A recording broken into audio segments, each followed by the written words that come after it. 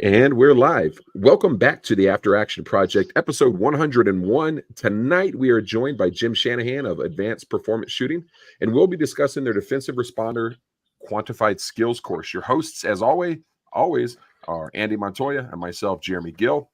This episode is brought to you by Locked In Grip. Andy's going to talk about Locked In Grip in just a minute, but have you ever lost that perfect grip after shooting multiple rounds or had your sweaty grip diminish the ability to hang on to your firearm in different weather conditions?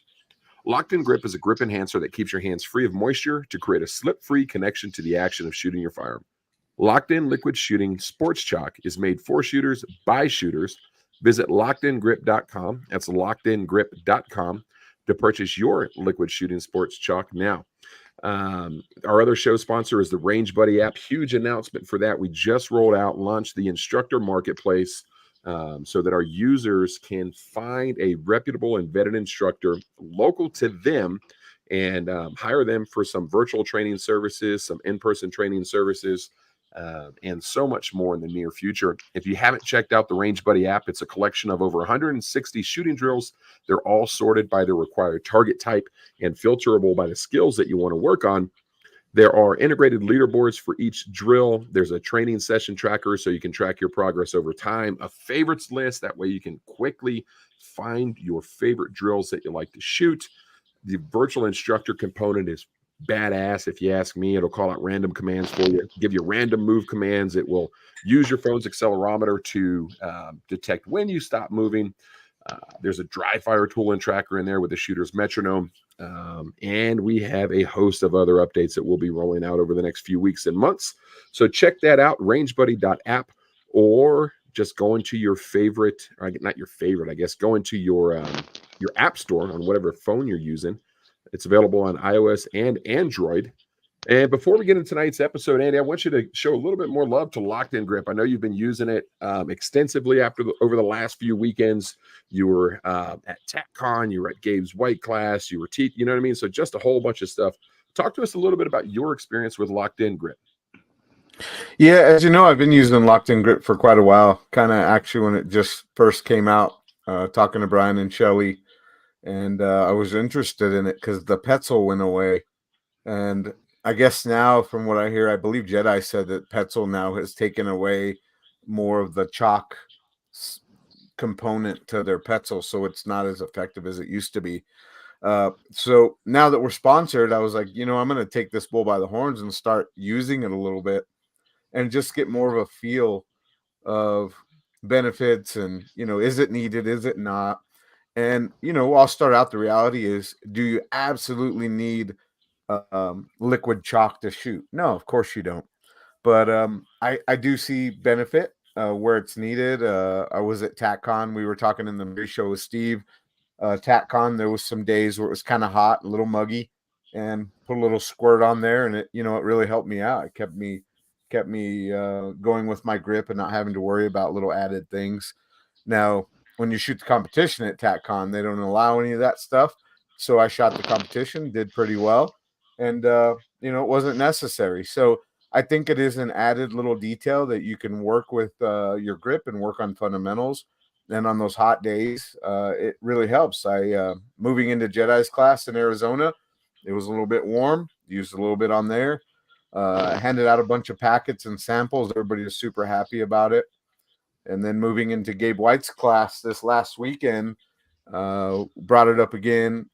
One of the guys said, hey, let me try some of that. So I gave him a little bitty tiny dab on his hand. And he goes, oh, that's too much. And I said, man, if I give you any less. So we scraped some off. He rubbed it, and he looked at he showed me his hands completely white. And I was like, man, I think I'm even using too much. So a little bit goes a long way. One last thing that I just wanted to share. So shout out to Chris Greasy Bear, as everybody calls him. He's a law enforcement officer in Indiana. And we were talking about liquid chalk. And he said some of the officers that he knows, SWAT guys and stuff, they actually do. They'll start their shift and they'll put a little bit on their hands and actually have a little bit of a grip, and they use it for multiple reasons. So there's benefit there. It's working out for me. Is it necessary? No. But does it help? Yeah, sure. It absolutely does. So that's what I just wanted to share that on Locked In, and I'm going to continue to go through the process. Shelly actually sent me a couple more bottles, so that way all these classes I can share out, let people try it for their own. So before we get into the class, I'll ask our guest, Jim, have you used any kind of chalk or anything, and do you have any opinions on it? No, well, I'll date myself if I tell you that when the Pro Grip stuff first came out, I was already shooting. Uh, it just kind of crossed over. It's really interesting where the original Pro Grip stuff came from. And boy, yes, I have. I don't a whole lot in classes, but when I really want students to focus on, hey, this is what we're doing with the grip. This is why we're doing it. This is how we're doing it. We'll share a little bit of some kind of liquid chalk just to let them put focus on it as much as anything. So, yeah. Jeremy and I have done that quite a bit too, as concealed carry instructors, brand new students out there, and they have a little bit of nerves. You already have an instructor standing there, they're intimidated, people are watching, and it's nice to just kind of help them eliminate a little bit of the fundamental portion to where we give them a little dab of this magic grease, and it helps their grip. And kind of we explain grip. We don't just say, hey, here's the magic juice, now you don't have to work on grip. That's right. Not the purpose, but it actually does help them eliminate if you're going to work on a little bit of trigger control or work on specifically getting sights on target. I think it's a huge benefit. Yeah, I don't disagree at all. Yep. Jim, aside from having some of the nicest hair in the firearms training industry, why don't you talk to us a little bit about your background and what got you into firearms training? I spent almost 22 years in the Army. I think one of the best Army jobs I had was a drill sergeant. I really got to experience taking brand new people and turning them into soldiers in 9 weeks. And I think that I really liked the teaching side of a regular infantry soldier early on, enhanced by in that role as a drill sergeant, and that really kind of drove me forward. Started shooting. I shot my first USPSA like match in 1986. I was stationed in Berlin. Part of what we did is a training program. The team of guys I was with, and it just kind of grew from there. The last half of my Army career, I dedicated as much as possible to learning about teaching adults, the adult education process, training development, testing development. I was lucky enough to really be able to get the Army to let me do what I really wanted to do, to just become a better instructor. And it led me this direction. Love it. I'm going to circle back to that a little bit later in the episode, but I want to get Chad, talk to us a little bit about your background in the firearms industry or your training experience and what brought you to Jim's class. So I'm active duty Army, been in the Army for about 19 years now. Got started shooting like a lot of people before the Army, just picking up guns, shooting them back home, and joined the Army. Once I started doing that, realized I didn't know near as much about shooting as I thought I did, but that progressed, had some training here and there. And then I actually first ran into Jim back about 2012, and he was teaching out at the SRT school. And I realized how very little I knew about firearms instruction, about shooting the right way and making the most of the time I put on the range. I trained with him a little bit here and there. Took my first class from him, I think, back in 2013. Moved away. He came back and jumped back in as quick as I could to take more classes with him. He has a training group concept where we go out and do some structured practice with a group of like-minded individuals.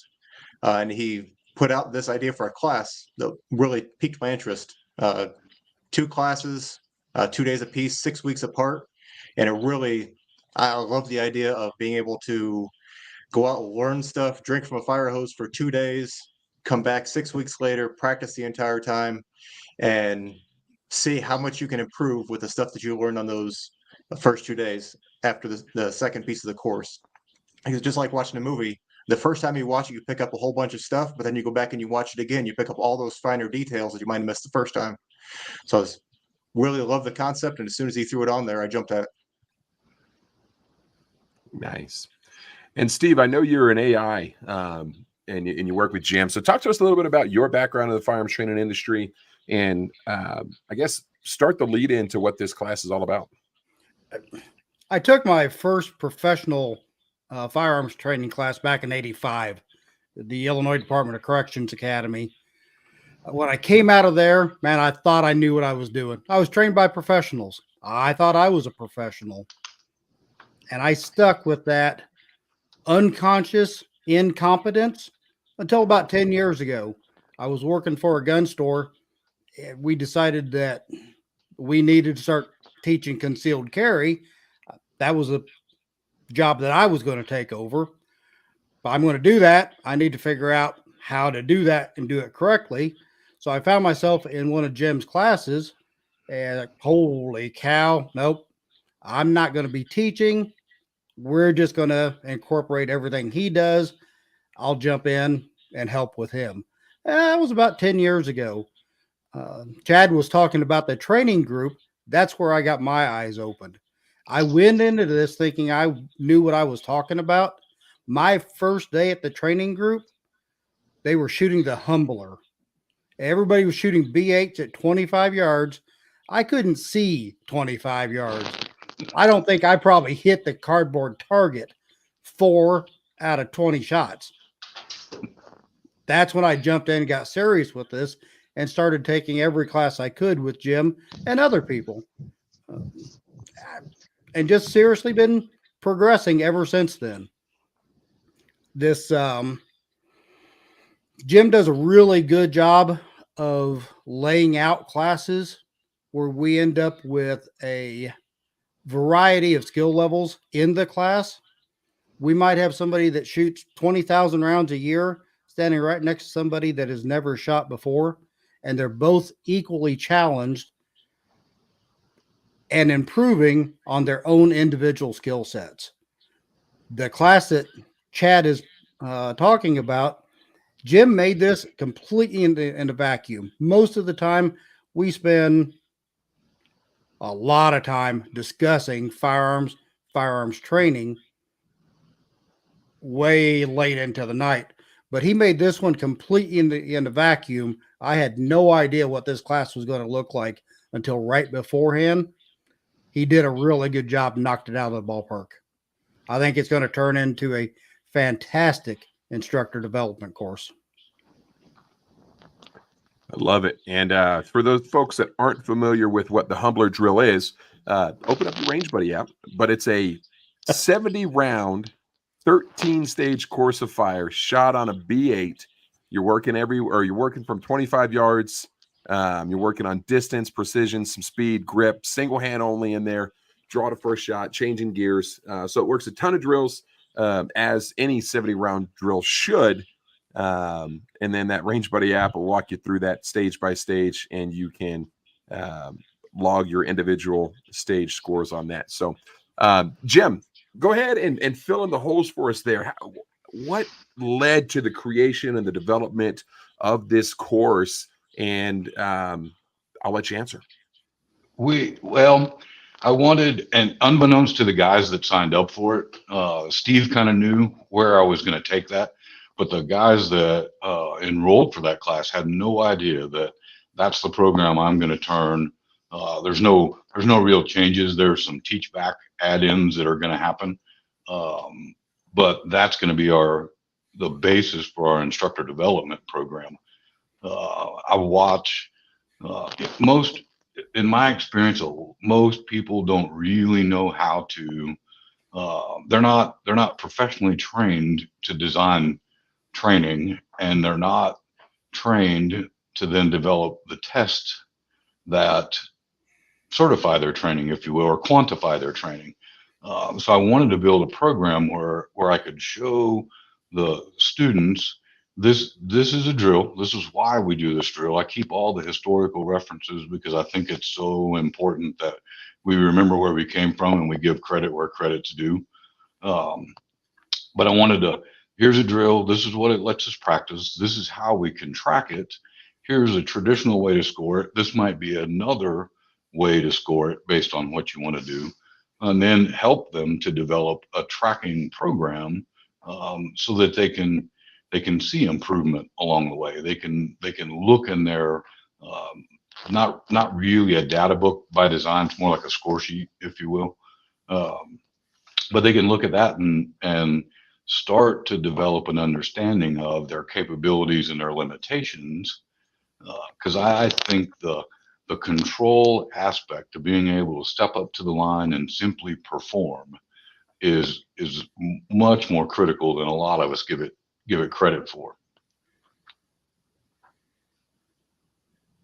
Man, I like that, and that's you're piquing my interest there, right? The ability to step up to the line and perform.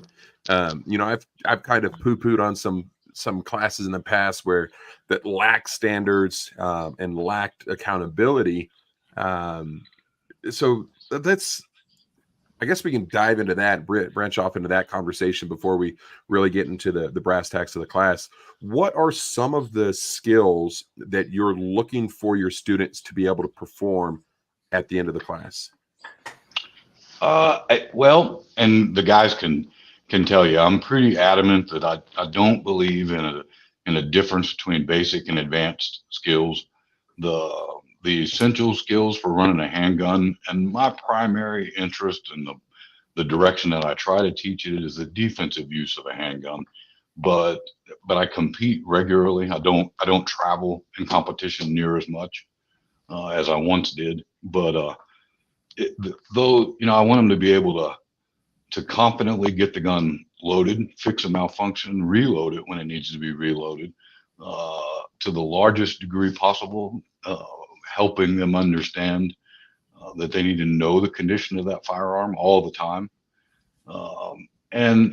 And through that class and then just further training, I laugh, I poo-poo cold drills all the time. I think Tim Herron says it really well. The first time you shoot a drill in any given practice session that day, that's a cold performance. I think that if you go to a USPSA or an IDPA match, if the stages are different, that's still a cold run. Even if you did a reload on the last stage, you didn't do it in the same, and that's the on-demand performance that I think is critical for the defensive use of a firearm.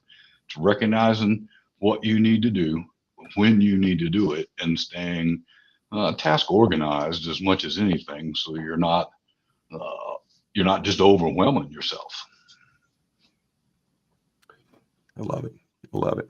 And yeah, that's an interesting point that you bring up about the cold drill, because it's because it seems to be there's this emphasis on it. It's the first thing that you shoot.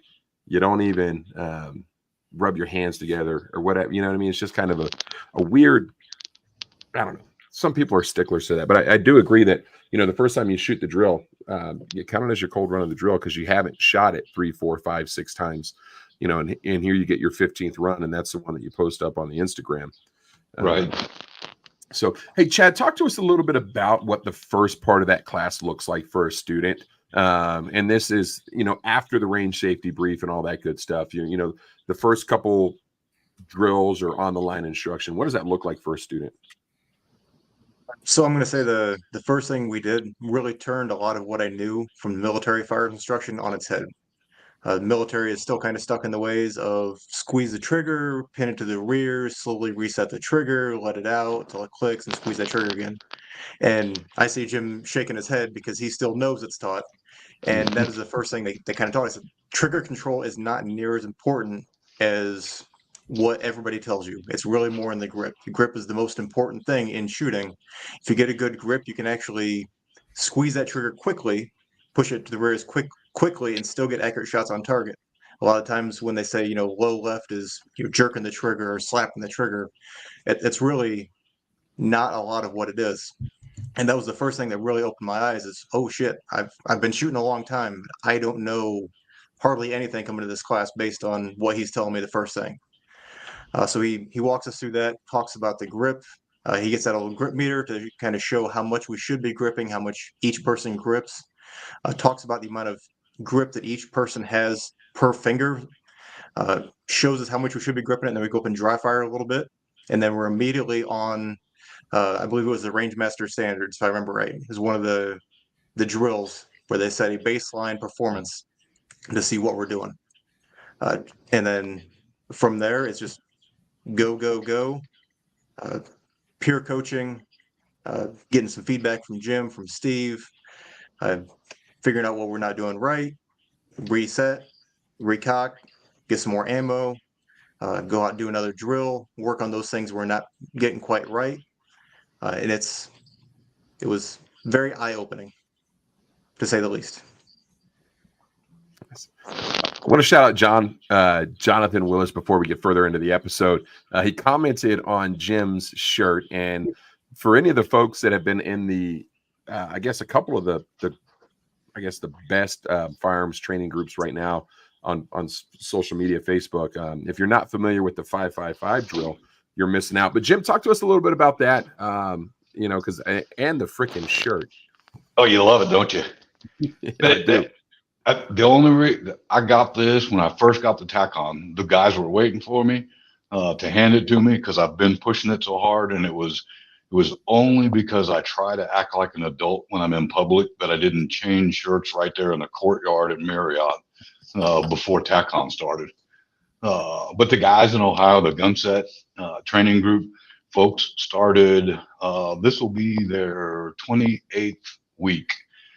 Just really amongst themselves, the 5 or 6 guys that make up Gunset training group, they agreed that they were going to go out and shoot a playing card, 5 shots, 5 yards, 5 seconds from concealment every week in their training session. And I think it's a Tuesday night that they'd try to go, but no, didn't matter the weather, didn't matter, the temperature, whatever it was. And they were probably 4 or 5 weeks into it. And I thought, I think we could reach people just by pushing this. And I had not met any of them. I just started sharing what they were doing and encouraging people to get out and try it.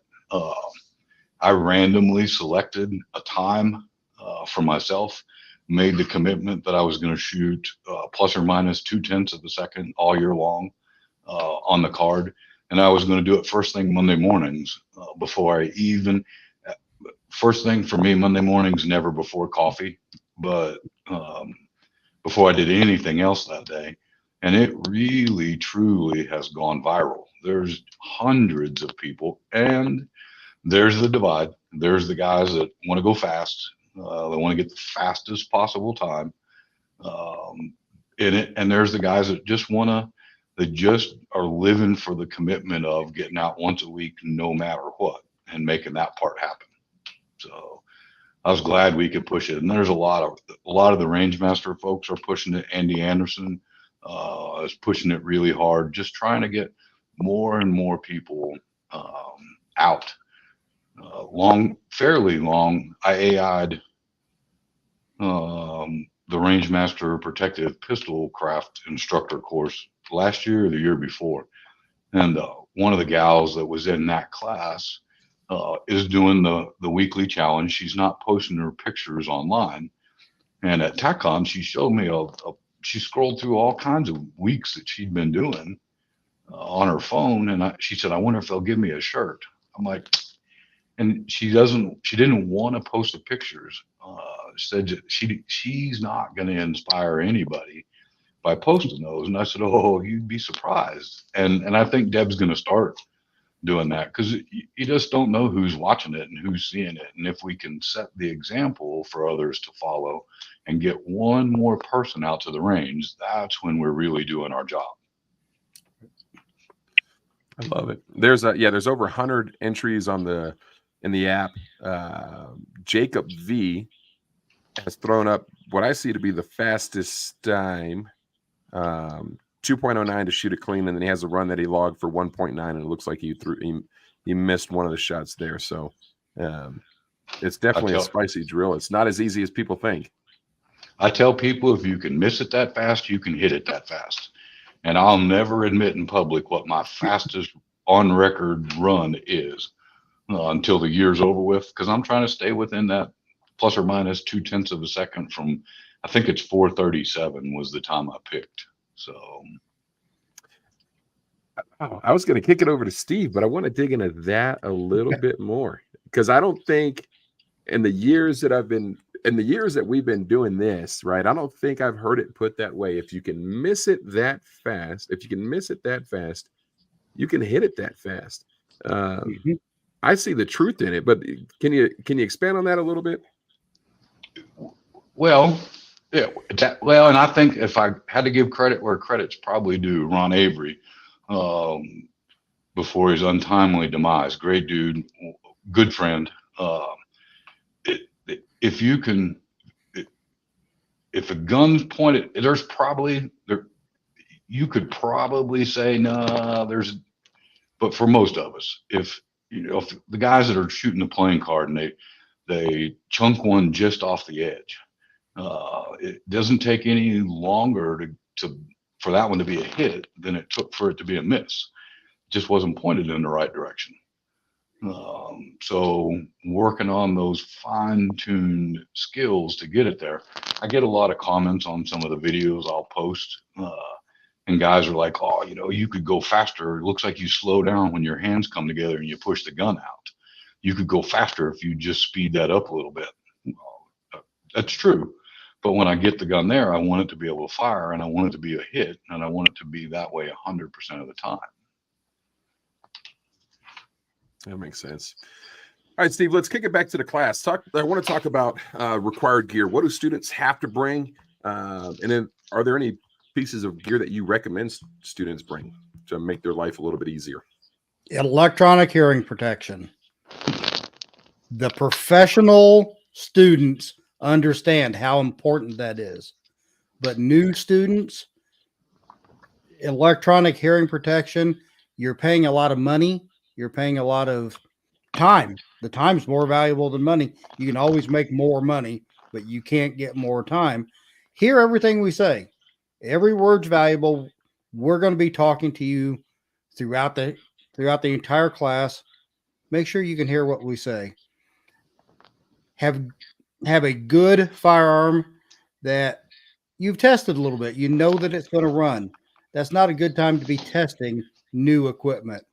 Have a good quality holster that doesn't collapse on itself, so you can safely reholster.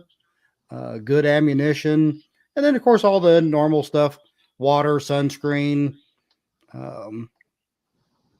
shirts that fit up nice and tight, so you don't end up doing the hot brass dance.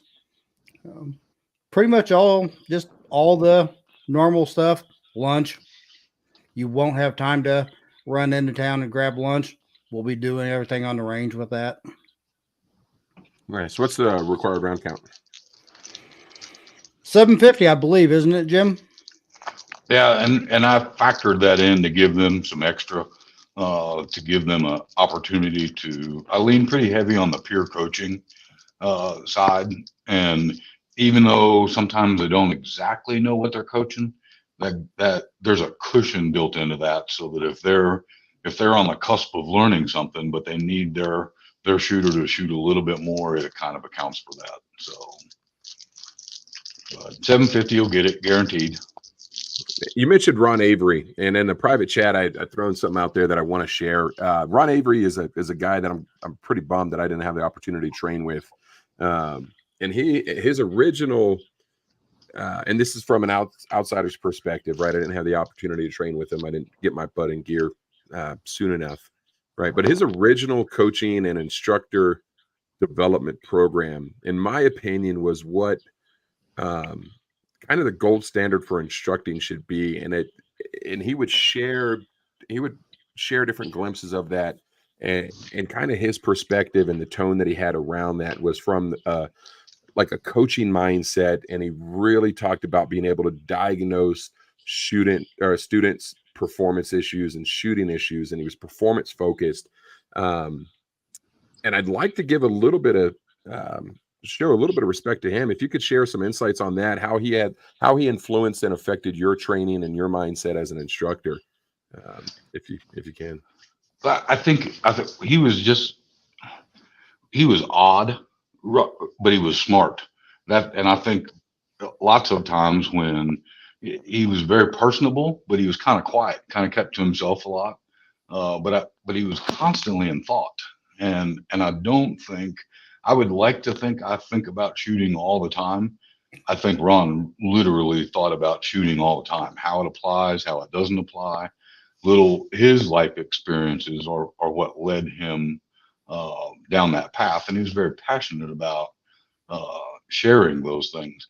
I think probably the more we learn about how adults learn and how our brain works, Ron was probably way far ahead of lots of folks. We just didn't have the science to support what he was thinking. He would very adamantly, hey, do this, whatever that thing was. And if you couldn't exactly do that, it kind of escaped him why. He just, I don't know why you can't replicate that. I just told you what you need to do. But very, very into it's really a shame he's gone before the science kind of caught up with where I think he was. Yeah, definitely an instructor gone too soon. So reminder, so get out there and train with some of these folks. Get out there and train. Figure it out. Andy is, the last couple of weeks we've just been talking about all the training that Andy's kind of stacked up, and so that's great to see, man. I love to see that. I need to do a better job myself. But getting back into the defensive responder quantified skills course, Chad, what was your biggest obstacle coming into this class? I would say just old habits. Old habits of, I still find myself even now after taking the class, after doing a lot more shooting, working all the things, old habits of building the grip incorrectly. Jim teaches it a specific way. Come up underneath, high under the trigger guard, trap, wrap, and anchor. He teaches a specific way, and I still find myself at times not building the grip the right way, which causes a changed grip, which causes me to throw shots. I still find myself occasionally pinning the trigger to the rear. Then I stop. I got to stop doing that. And that was the biggest hurdle I had, and I still have, is trying to rebuild those old habits that have been ingrained for so long.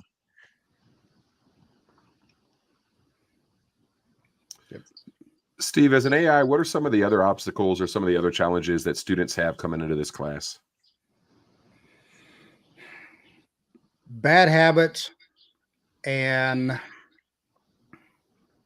getting ahead of themselves and not focusing on what's important now. A lot of times they'll be more outcome focused instead of process focused. And when the wheels fall off, they won't know how to take a step back. And sometimes it's hard for them to really hear what we're saying, to let go of where the bullet actually hit and think about what did we do to make the bullet hit where it did so that we can fix it moving forward. Bad habits. I was on the range today shooting steel at 100 yards, and I caught myself pinning the trigger. That video won't get posted because it's full of bad words. Every time that I pinned the trigger, bad words came out. Like, yeah, no, I'm not going to share that. And bad habits, and God bless them. What, Jim, you've been teaching for a while, and 1998. I had a question that I wanted to ask, and I'll kick that one down the road a little bit, so we can kind of stay on this a little bit more. Where is specifically pinning the trigger? Mm-hmm. Is there a place in a shooter's training or skill set spectrum, right, when they're on this path to becoming a proficient shooter? Is there a time and a place for them to pin the trigger in the beginning or the middle stages of their performance journey? No, I once thought, and I couldn't honestly tell you. I went to the Army sniper school in like the mid '80s. I do not remember ever being told from professionally to pin the trigger. At some point, somebody said, "Hey, this is what you do. This is how you get better," and we saw it being taught all over the place. but I have no idea where it came from. I'm a little different in some aspects in that I do not think that we should start somebody out. I don't think you start a concealed carry student or a gateway student on the 700 aggregate. That's kind of crazy. But I don't, hey, you're brand new at this, learn this skill this way. And then in the next class, I'll reteach you a better way to do that. We demonstrate right from the beginning what we consider the proper way to manage the trigger and why. Because like Chad said too, and I see it in myself, especially shooting longer distance targets. That's and individual shots. I catch myself pinning the trigger, and different than just bad words, I cuss myself. So yeah, I think that's a horrible, horrible training scar that potentially a shooter then or a student then spends the rest of their life trying to overcome that.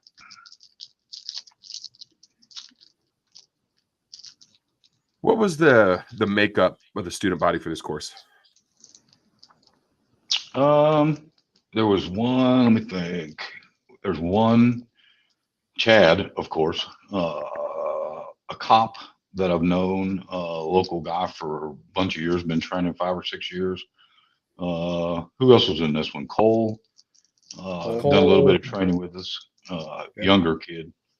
Willie. And there was Oh yeah, another some kind of engineer, some kind of mechanical engineer, close to my age, been training with us for a while. and then there's Who else? another police officer out of the Drury Academy. Oh yeah, a fairly new young police officer, just graduated their academy a few months ago, that we were a part of, and he came up to do the training with us. Sharp young man. Mhm.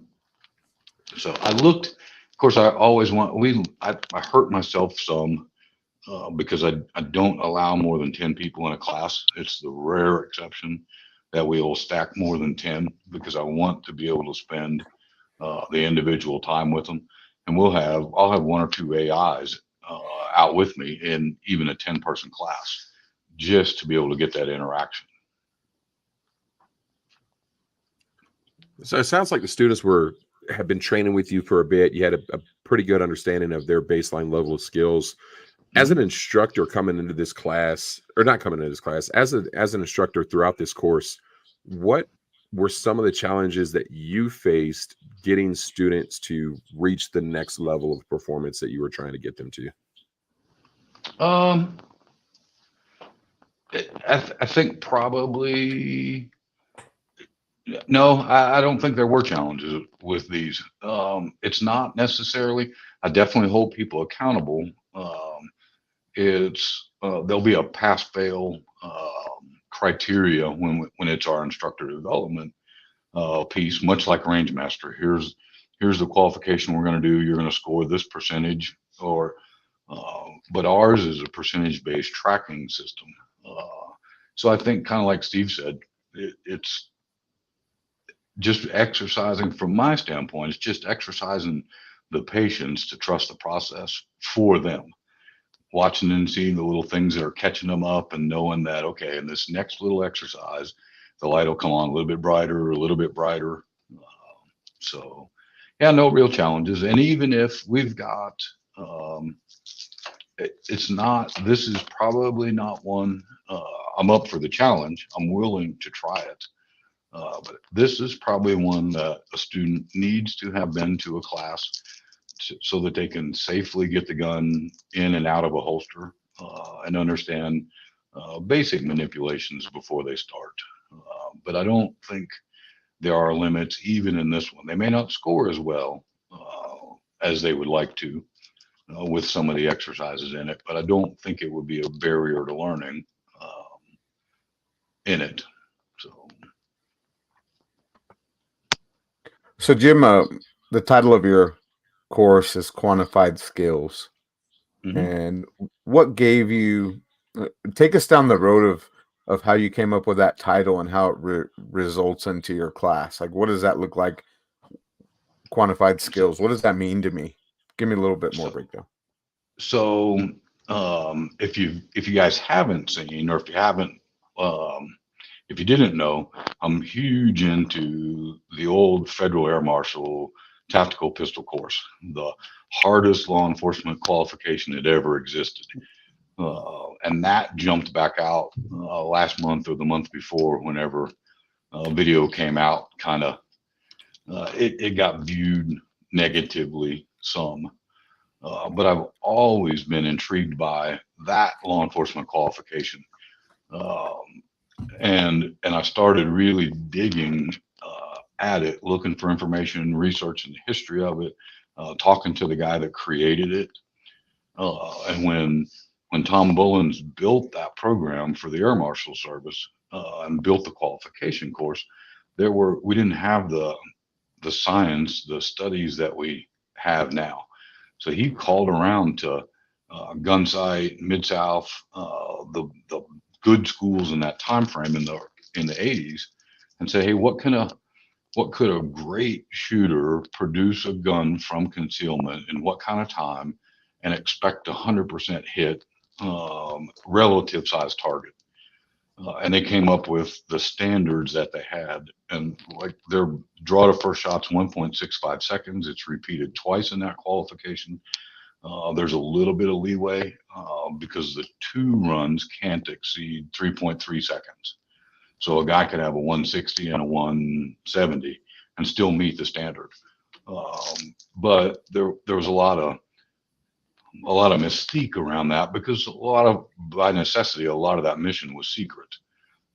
I started digging into it and thought, man, where did these times come up with? Are they relevant? Are they valid?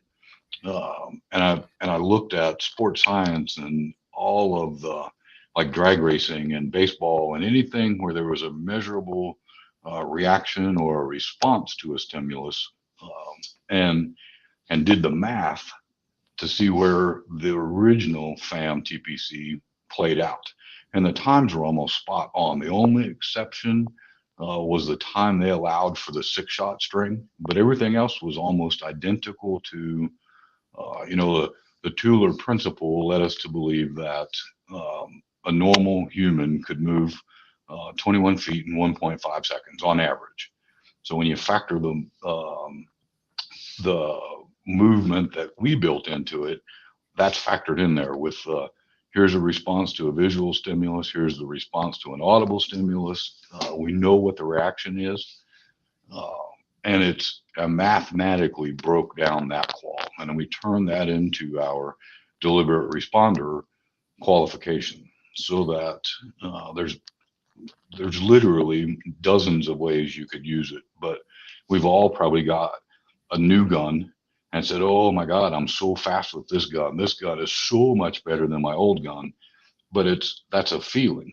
Or we put on a new holster and we're like, oh, this is quicker. Holy cow, I'm way quicker with this. But that's a feeling until we put it on a timer, until we can see what that actually is. And this gives us, through those, I kept the original number of strings. We grade it to fairly close to the original standard. The accuracy requirement that we put in it is harder than the original one, but it gives us a metric that we can use to say, yes, this is faster. No, this is slower. This is how much slower it is. This is where I'm losing time. So it's very broke down. And then in the class, we kind of show them, this is how you how you could step up to a problem or look at a problem, like the Range Master Drill of the Month. If you open up a newsletter and you read the requirement, you should be able, in my opinion, to say, okay, well, it's going to take me this long to draw my gun and get that hit.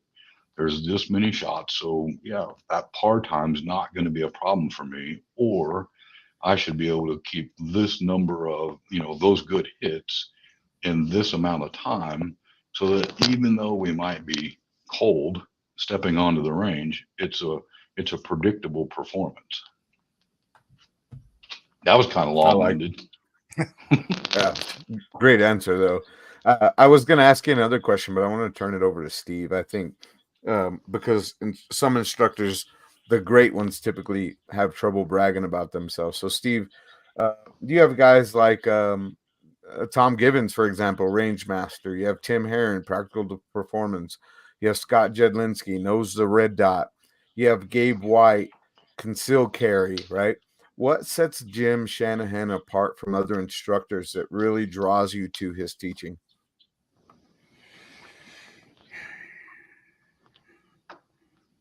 That's a difficult question to put into terms. There's, in my opinion, there's a science to teaching, but there's also an art form to it. There's a lot of scientifically correct teachers, but very few of them really have the art to guide you where you need to go so you learn things on your own. Jim really hasn't given me a lot of answers over the last 10 years. He's put me in a position to make me realize, oh, crap, that's what I need to know. And he knew I was going to get there. He knew how I was going to get there and when I was going to get there. And he gets this smile on his face of, yep, you're there. Now we got to work on the next part. I don't think there's very many instructors out there that put the time and effort into thinking about the small details that he does. Words have meanings and those meanings matter. He'll spend a lot of time trying to find the right word. And if he can't find the right word, he'll make it. Nice. So I want to real quick, that point that you said where he hasn't given you the answer, he's guided you the answers. That's a core and critical principle to adult learning that I think a lot of folks miss. Because Yes, you sir. won't remember the answer that you're given, but you will remember the answer that you had to find and come up with. The students take pride and ownership in that. And when they get the pride and ownership in it, they get the buy-in. And the next thing they know, they're taking it very seriously, like their life depends on it. I agree with that. Oftentimes when you're out there and you have an instructor and they're like, well, you're doing this wrong, or you're doing that wrong. It's like, oh, okay, then how do I fix it? And then they'll help you. But oftentimes I think it's really smart when an instructor says, what did you see? Yes. What did you feel? You know, what's telling you your sight was off, or what told you that was a great shot? So I think that's a good thing. So I'm going to ask the same question to you, Chad. What sets Jim apart for you that you followed Jim and decided to take his course? The biggest thing for me over the years I've been training with him was just the ability to look at what you're doing, find what you're doing wrong, guide you to the right answer, and then show you what he wants you to be able to do as well. Because that's something that through some of the instructors I've had in the past, they can't always demonstrate what they want you to do. They can't always demonstrate it and slow it down to where the average person can shoot it that way. They know how to either do it really, really fast and do it their way, or they can't teach it very well. But Jim and Steve both have the ability, and they demonstrate it over and over on the weekend, is they'd go out and they demo a drill, and they would shoot at what they call demo speed. This is what the average shooter should be able to shoot this drill, show it the right way. And then later on, if there's time and they're working through getting their reps in as well, they'll shoot it at full speed and show you what they can actually do. But their ability to take the concept, break it down to what they want you to be able to see, show it, and then watch your performance and pick out those little tiny things that you're doing wrong and guide you to getting the right way is really what sets them apart, in my opinion. I like it. Hey, Steve, so I'm going to put you in the host seat for a second. Okay.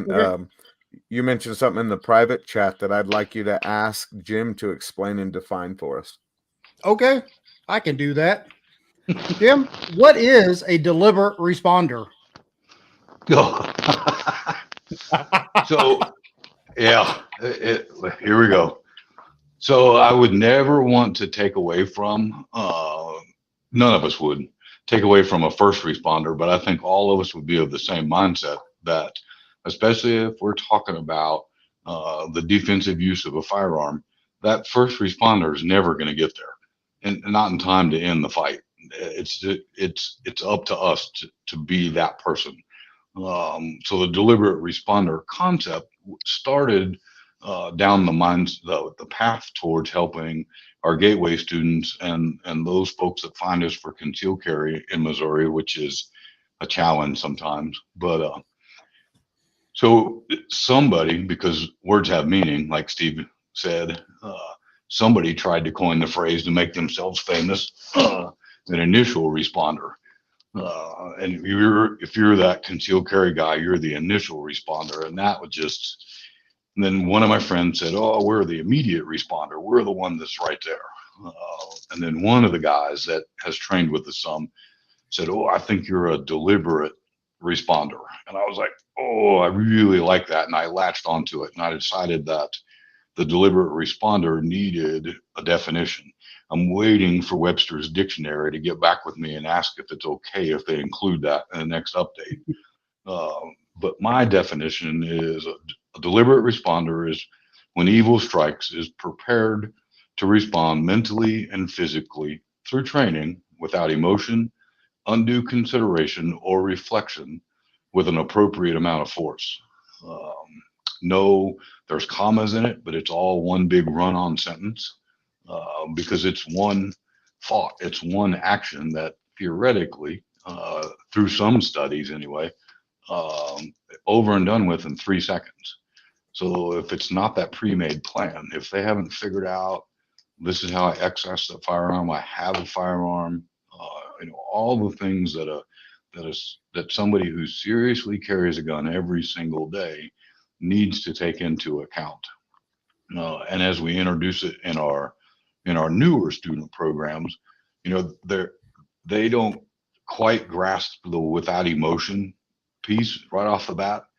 So we start to explain it to them. I'm not mad at the guy. I don't have time to be mad at the guy. I'm not fearful of the guy because I'm prepared. I'm deliberately carrying this firearm to protect my life or the life of somebody that's important to me, without the undue consideration or the reflection. I know what the outcome is morally, ethically, and legally. I've done enough training to understand what the potential outcomes are, and then building that purposeful lifestyle to support that deliberate responder concept. The company that I went through for my first NRA instructor credentials, it was Deliberate Defense out here in Albuquerque, and I was like, man, that's a perfect freaking name. Yeah. It was a great name for a company that, and I don't know if they're still active or not. I run into one of the old instructors every now and again, and he's had to hang it up for some medical issues, but good group of guys, great freaking name. I'm super jealous of it. Chad, I want to kick it back over to you for the students' perspective on this class. What were some of your biggest takeaways and some of the biggest takeaways from your classmates? So the biggest takeaway for me, and honestly, the other classmates talking about it, was that we still had a lot more work to do. Go to the class.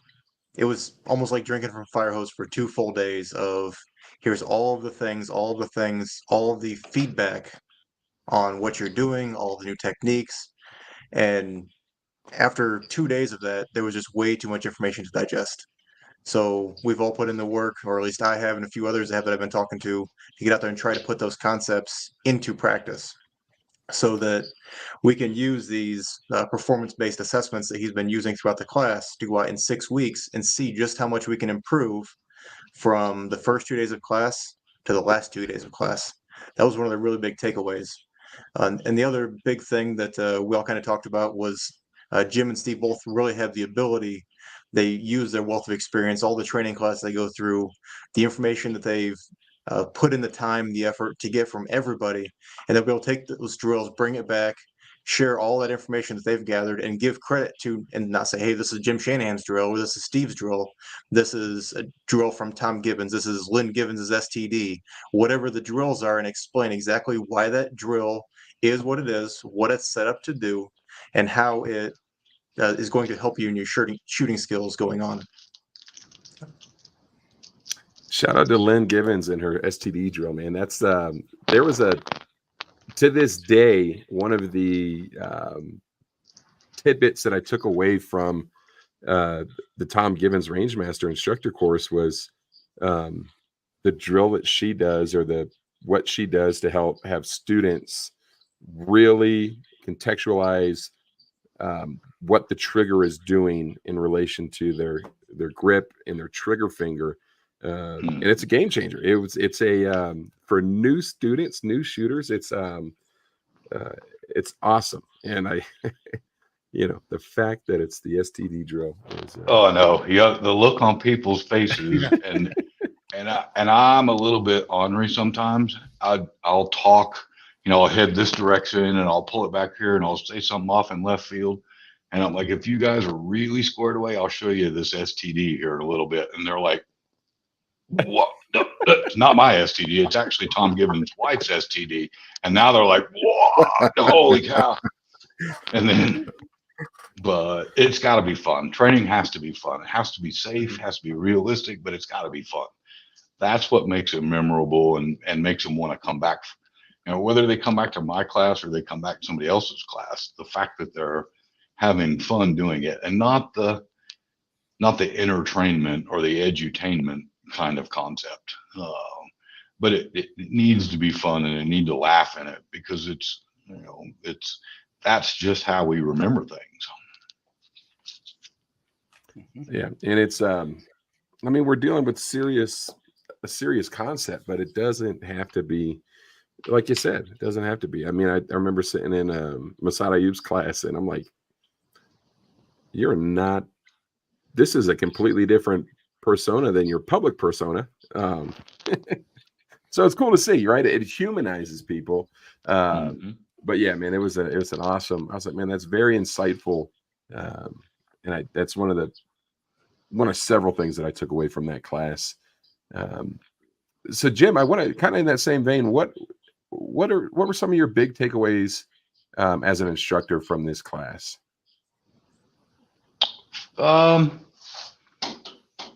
Well, at the risk, if you really knew me, you'd know I'm tongue in cheek. At the end of the second day, I was like, holy shit, I am kind of a big deal. I really nailed this one. I was really proud of where it went. And that's in part why I created it in the vacuum that I did. One of the things that very unique in that, it was easy to do because we had an odd number of students. Steve had no idea that each of us was going to step to the line as a student coach for, I think there's 9 graded exercises. I'd have to pull out my book. Chad, if you got yours, what's on that score sheet? I don't know. But there's like 9 or 10 graded exercises across the course of the 2 days. And the only choice I gave Steve is, hey, you want to go now or you want me to go? And then we were in for every qual. So I didn't know which quals we were going to shoot. And we were shooting them with a student. And I have a philosophy of what an instructor has to be if they're going to work with me. So to see that worked, to see it work in the students, to see the pride's not necessarily, they should have been proud of what they did, and they weren't prideful necessarily, but they were very happy with their performance across the 2 days, and excited to see where it was going to go. Now we're, I think, 2 weeks out from the second 2 days of this one. So it just to know that people want to be held accountable, people want to be held to a high standard. They just want you to set the example for them to do that, and for it to be realistic going across it. And to answer your question, Jim, there's 13 unique drills, and then 4 of them repeated, so 17 total graded exercises throughout the weekend. Yeah, cool. So,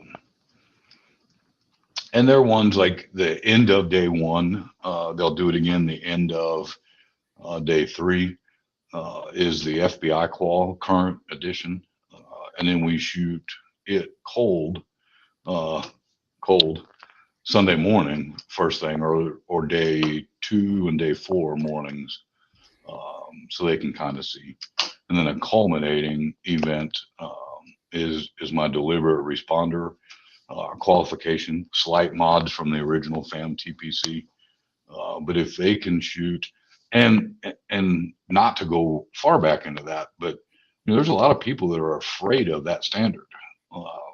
My research wasn't really scientific. It was searching online, finding information, comparing it. John Hearn has just done a tremendous amount of research. Carl Wren does a bunch. And independently, they developed charts somewhere like 10 years ago that factor that FAM TPC in as about an average C-class shooter.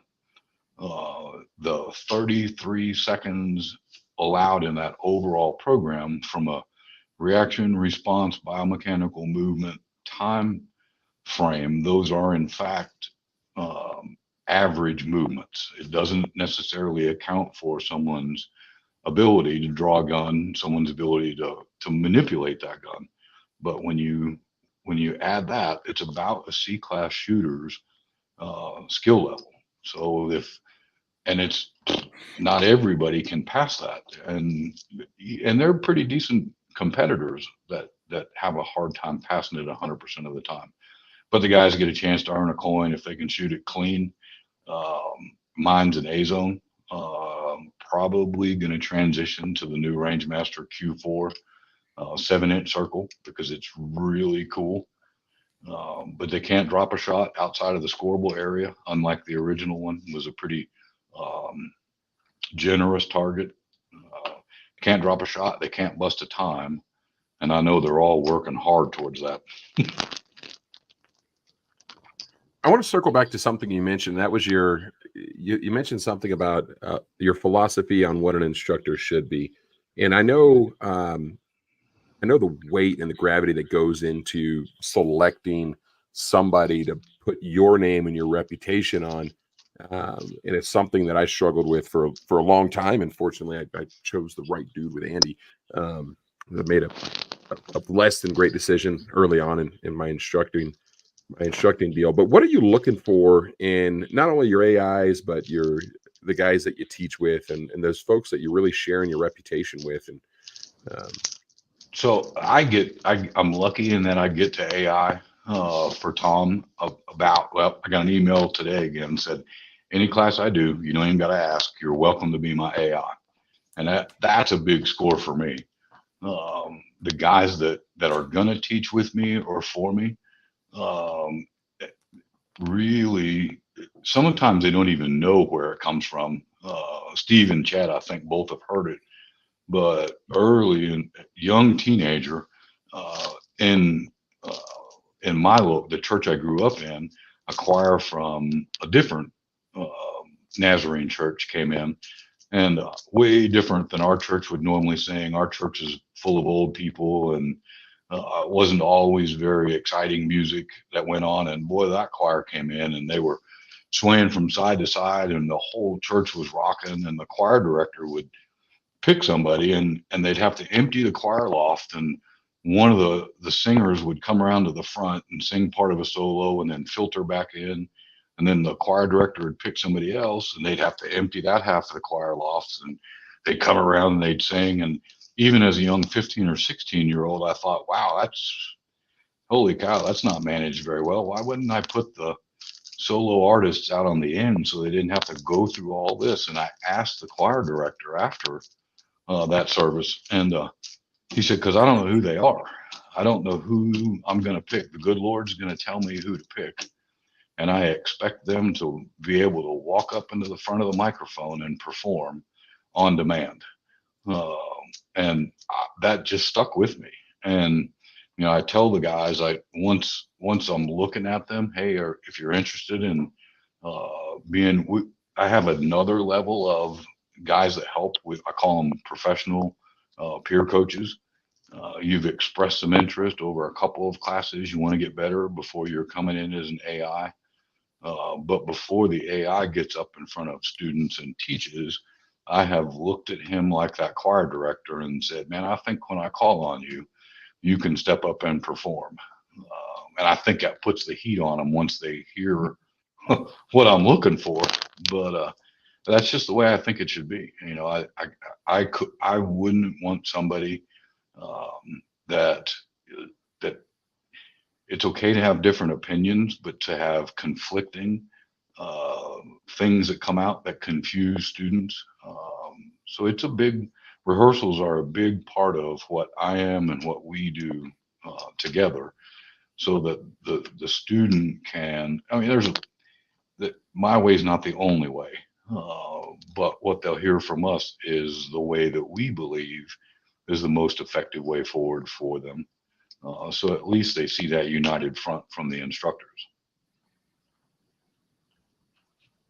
That makes sense, and it's very well said, man. I got some chills when you were talking about the choir director there. That's it's a very interesting point. And no pressure at all. Yeah, yeah, no pressure.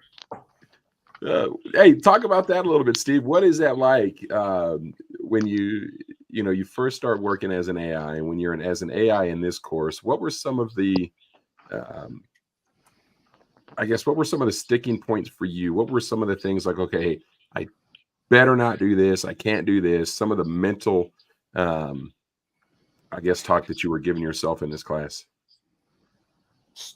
Not necessarily this class. By the time that I'm in position now, I'm much better at this. But when I first started helping Jim with concealed carry classes years ago, giving too much information. The students up there, they've got so many different things that they could improve on. It's very easy as an instructor that knows all of those things to try to give them way too much information way too soon. Pick the important thing, pick what's important right now, have them work on that. Maybe their stance is off. Okay, if it's not a recoil exercise, you can shoot accurately with a pretty poor stance. We'll work on that later. Let's work on that grip. Are they actually looking through the rear sight? Or is the front sight angled up so high? Because we've told them, focus on their front sight. They've heard that so much, they get the rear sight dropped down out of the way so they can see the front sight. Nothing's going to solve that until you work on that particular component, get that squared away. Then you can start adding in the other parts.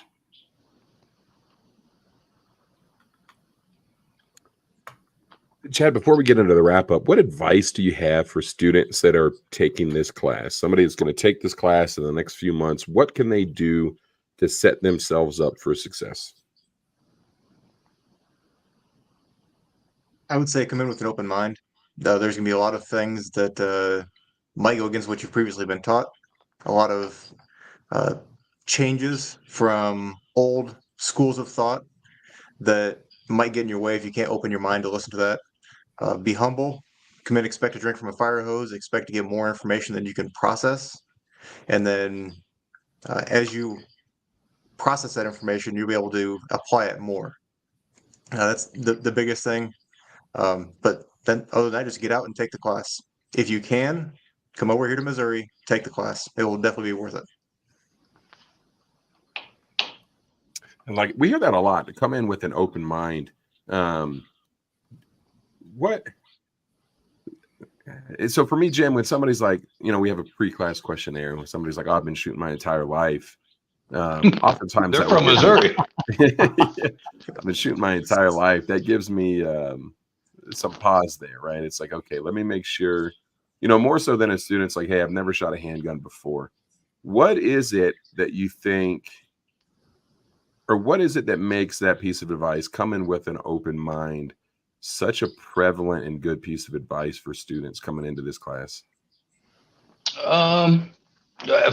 Firstly, it's I mean, that's a concept, technically. We know now from work like Dustin Solomon's stuff that even if you want that open mind, once neurons are wired to fire together, that's stuck. Somebody could come in with the most open mind at all, and me say, "Hey, don't pin the trigger. That's dipshittery. Do this." They may want to never pin the trigger again, but those neurons are wired together. So I think the come in with an open mind kind of concept, it's not a feel good phrase. Chad's absolutely right with it, but probably come ready to learn is probably a better thing, but it's probably better for everybody's class. I've watched guys go to pay good money to go to classes, and they're like, "Man, I'm not changing that. I've been doing this my whole life. And why the hell are you here?" Not even my class. Well, why'd you pay that money? I mean, I went to a class that really, truly was a carbine class, and I don't know that I think an AK-47 fits in the carbine class, but that's what he's there with, and we're trying to. I've got a lot of time on an AK in my former life. And the guy teaching that class, Mike Seeklander, was teaching that class, and he tried everything to get the guy, "Hey, this is the right way to run it." And he's like, "Yeah, no, I'm not running it that way." And then wouldn't listen to me. And dude, why you spend this kind of money to come to class if you don't want to, if you don't want to see something, if you're not ready to learn, if your mind is so shut that you can't experience the learning thing, then that's a waste. Yeah. And I guess that's kind of what piqued my interest in it, because I've heard that before, and it's from reputable, like some of the top guys in the industry, where Dave Spalding's deal is like, take it or leave it. I don't. You paid me money. What are you doing here? If you paid me money to make you better, and you're coming in here and you're like, you know better. That all right, cool. I have your money already. Do what you want to do. Do it. Yeah. And it kind of amazes me. And I don't think I'm a special person or I'm a special kind of student. I just think like, hey, at the very least, you believed in this person enough to pay them several $100s and give them a couple days of your time. What are we doing where you're showing up to class and you're like, I just wanted to give you $700 and show you I didn't need to learn from you. Like, right. All right, that's cool, buddy. If they want to pay me, I'll let them stay home. And if you don't want to learn, just if you send me a check, I'll tell you did a good job. Oh man, and I know you guys are an hour ahead of us. And the laziest question in podcasting history, right? Is there anything that we should have talked about regarding this class that we haven't touched on? Is there anything that we missed, Jim? Yeah, well, yes, probably. So the defensive responder quantified skills, that probably ends up with, but rare exception, only a local class, because of where I want it to go in the instructor development piece.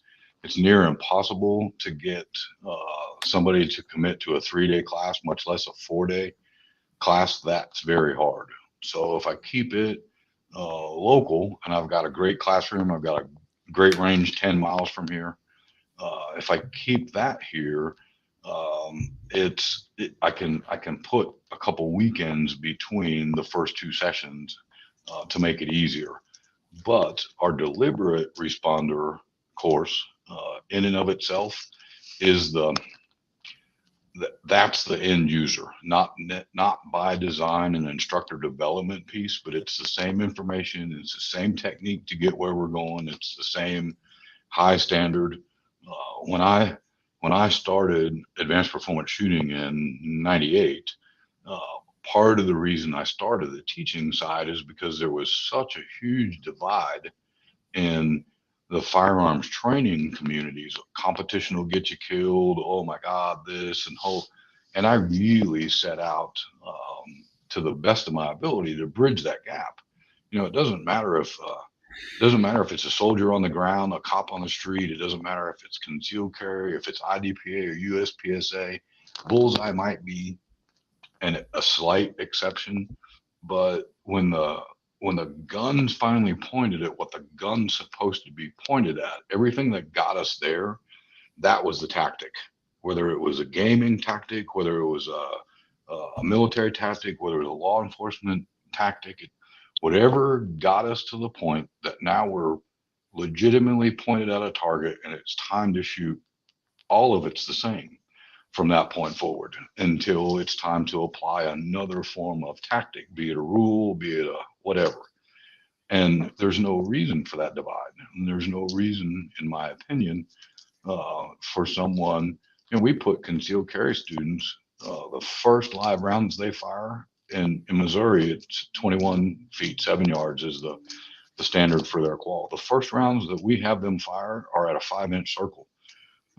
Even though the state requirement is a B-27 and a hit anywhere counts, we put a 5-inch circle up over an IPSC target.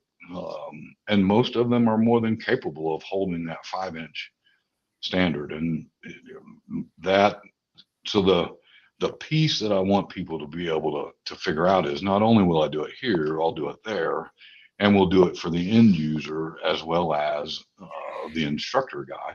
And the current trend is for, it's only 1% of us that are out training. That we know that from statistics. USCCA would say a little bit higher, but Carl Wren's data keeps it pretty close to 1%. So most of this 1% that's been to a class before, now they're looking for the instructor class. Not wrongfully. It's probably better information as long as it's a vetted source. So I love it. Chad, I want to kick that same question to you, man. From the student's perspective, is there anything that we missed, anything that we should have talked about that we haven't touched on? No, I think I've talked about everything that I talked about, that I took away from it, that the other students took away from it. We just got a really good couple days of training, and we're looking forward to the next couple of days of training to come up. I really like the 6-week concept. I love it. That is an interesting concept, and again, I'd imagine that there's some roots in the adult learning theory and how much information we can actually absorb and retain. So I love that. Steve, what did we miss anything? Should we? I don't believe so. That I didn't get to. Nope. The 6 weeks concept, we get that. The short-term memory gets filled up so fast. They got to get that sleep cycle in, so it goes into one of the 2 long-term memories. Once they get it in there, then they can, with that 6-week window, they can go home and practice on their own a little bit. They have a really good training roadmap. They can build that up. I'm really excited to see what the next 2 days of this class is going to look like.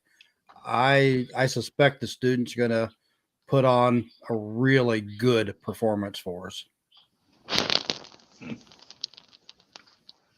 I love it. All right, we're going to give you all the rest of the evening back. Andy, any final thoughts for our listeners and our guests? Sorry, it caught me doing something else. So I was actually responding to a student while that was going on. No, thank you guys so much for coming on. Jim, we appreciate it. Steve, Chad, another great show. It was enlightening to understand what you do, Jim, and how you do it, and we appreciate you coming on. Well, we appreciate you. Yes, thank you guys so much. It was awesome. Looking forward to hopefully some future episodes because I know you're super busy and you have a ton of stuff going on. For our listeners and viewers, thank you guys so much for joining us this evening. We really do appreciate your time. Remember, it's your life, it's your safety and protection, it's your responsibility. We'll see you all next week.